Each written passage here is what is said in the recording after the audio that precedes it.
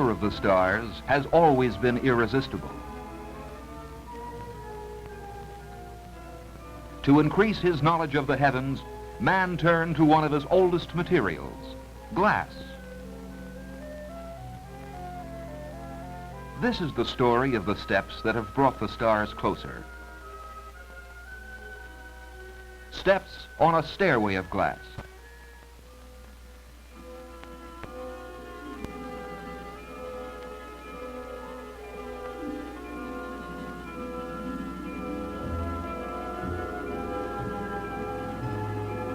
Actually, our story begins over 3,000 years ago. Back then, the watchers of the skies imagined that they saw the shapes of men and animals in the clusters of the stars above them. They made accurate maps of many constellations and measured the year by their movements across the sky. The ancient Egyptians began their year in August with the return of Sirius, the dog star. The pyramids were used to sight its position in the sky. Sirius always returned just before the Nile River flooded, warning the people to open the floodgates.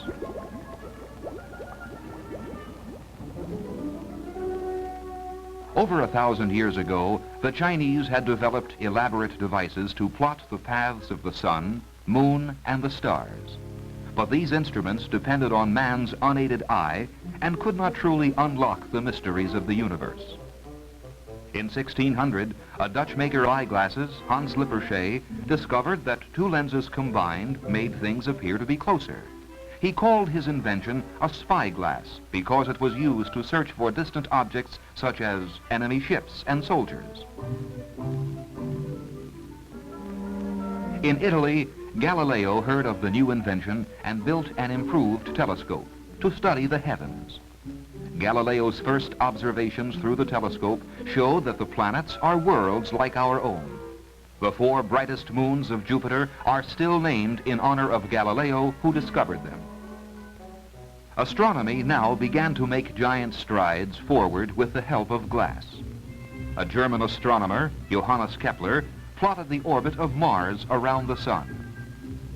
270 years before the first artificial satellite went into orbit, Sir Isaac Newton used his gravity discoveries to plot a satellite orbit and worked out the force formula we use today. Escape velocity equals 5 miles per second.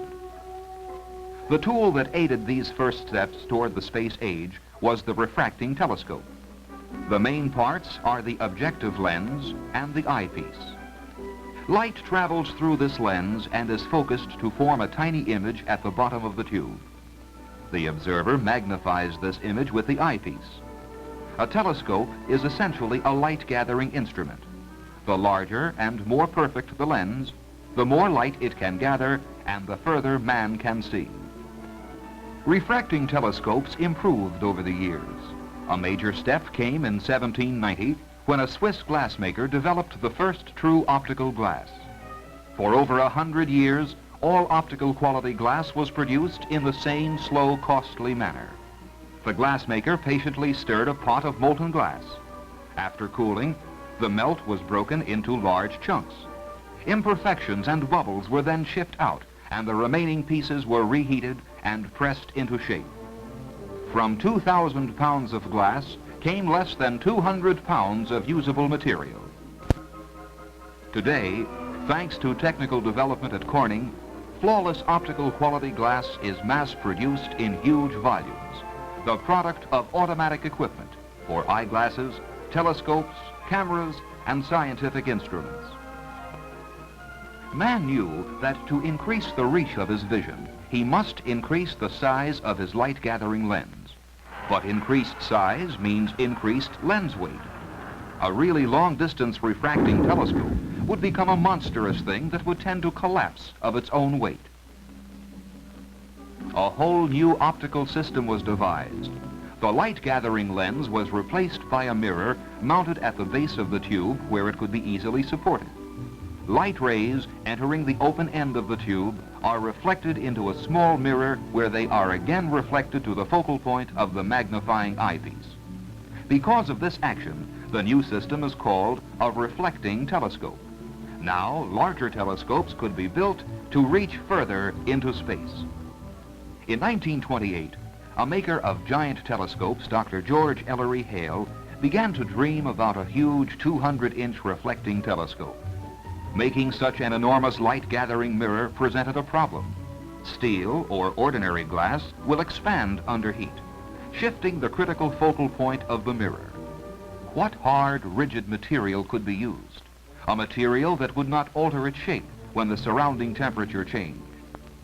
The search for a suitable mirror material for the Hale Telescope ended at Corning with a decision to use a special low-expansion borosilicate glass.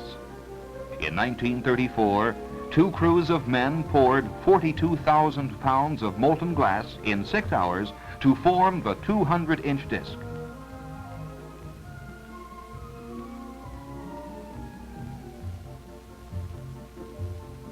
A glass that is first cousin to the Pyrex brand ovenware used in your home.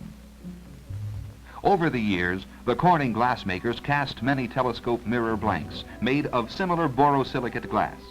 They devised this ribbed pattern to reduce the weight of the huge piece of glass while retaining the necessary rigidity. In this new method, the mold, filled with chunks of glass, is moved into a huge oven. There, the glass slowly melts, filling the mold completely. After the disc is cast, it must be slowly cooled in a special oven. This controlled cooling process may take several months. This Big Eye, an 84-inch disc made by Corning for the Kitt Peak National Observatory near Tucson, Arizona, had to be precision ground and polished to an optical accuracy of 2/millionths of an inch. The modern giant telescope, such as the Hale Telescope with its 200-inch mirror atop Palomar Mountain, is in reality a gigantic camera. A man rides in a cage at the prime focus to catch star images on the photographic plates. 1 million pounds of telescope and mounting is so delicately balanced that a 1/10 horsepower motor will swing it to track a star. The giant eye of Palomar has captured the faint light of fantastically distant galaxies, light that took over 2 billion years to reach the Earth. Through this telescope, man has witnessed unfamiliar beauty and the lure of the unknown.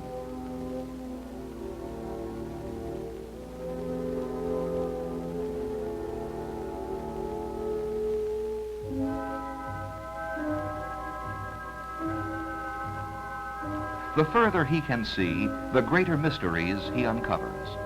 But man is never satisfied. All earthbound telescopes have a common problem.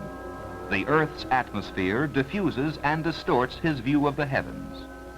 To solve this problem, scientists developed large, high-altitude balloons capable of lifting telescopes above the turbulent atmosphere which surrounds the Earth. Here was the location for more perfect viewing, but the extreme temperature changes of high-altitude flights brought new problems to telescope makers. These high-altitude telescopes require a mirror material that has even less thermal expansion than the borosilicate glass used in the Hale Telescope. Once again, the glassmakers at Corning found a solution in a near-zero expansion glass called fused silica, from which they fabricated a blank for a 36-inch telescope mirror. A mirror that could be safely lifted to the edge of outer space. The fused silica mirror is the light-gathering eye of a remarkable telescope camera that can be controlled from the ground through an intricate closed-circuit television system and precise automatic control equipment. The giant balloons of the Stratoscope projects can climb beyond 90% of the Earth's atmosphere.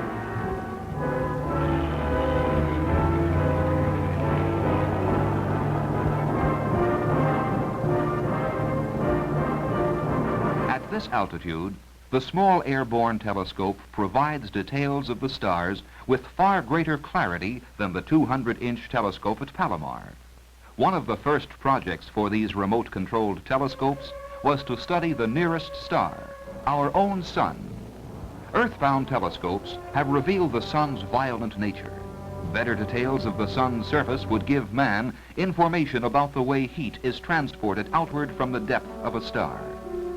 This photograph from Project Stratoscope 1 covers an area on the sun 43,000 miles by 31,000 miles. The Earth is dwarfed in comparison.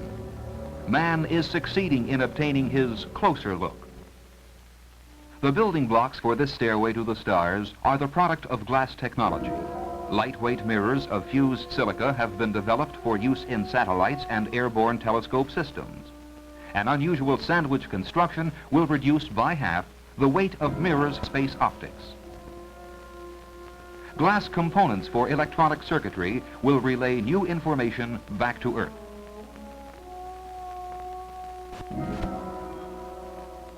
Glass radar tubes will scan new worlds and plot man's navigation into space. Dense shielding glass will protect man against the dangerous radiation of atomic power drives and Earth's encircling belts of cosmic radiation. Heat-reflecting glass will help maintain even temperatures under the direct rays of the sun. Glass or ceramic shields will protect communications equipment against the glowing heat of re-entry. Television tubes will transmit the story of man's conquest of space.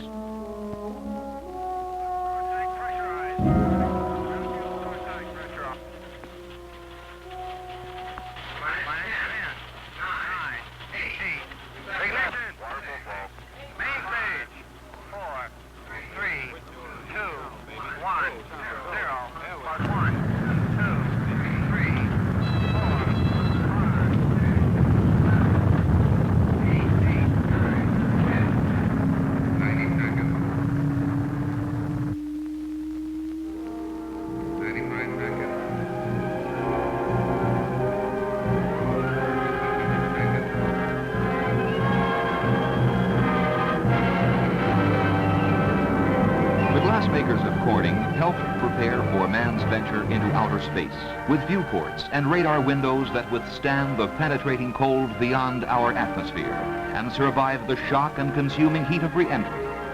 No ordinary glass would do for these windows of discovery. Glass that served its apprenticeship on Earth is now aiding man on his journey to the stars.